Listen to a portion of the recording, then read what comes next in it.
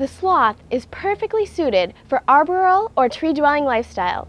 It spends most of its time suspended upside down, hanging by 3 claws which are on each foot, allowing it to firmly grasp and move up and down a tree. Eating, sleeping, mating, and birthing are all done upside down in the world of the sloth. The sloth is also a very agile creature. Its feet can turn almost 180 degrees, which is amazing since the ballerina can only turn hers about 90 degrees. On the ground, however, the sloth is very vulnerable to predation due to the fact that its muscles cannot hold its weight and its feet are curved in claws. Thus, it makes sense that the sloth is a tree-dwelling animal. Many tropical biologists never get to see a sloth in the wild. Now, this doesn't mean that the sloth is a rare creature.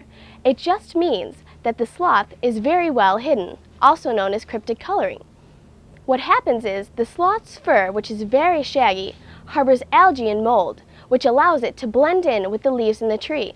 In fact, hordes of beetles, mites, and caterpillars all graze on the moldy hair of the sloth, making the sloth into a living salad bar.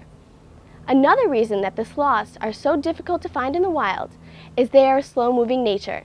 This is mainly due to the sloth's unusual diet. Unlike many other mammals, sloths feed primarily on leaves. And with these leaves, there are very low calories that are bound up in hard-to-digest cellulose. To deal with this, the sloth has a large, multi-chambered stomach that fills 1/3 of its body, used to digest this plant material. In addition, the metabolic rate of the sloth is about half of that of mammals of same size.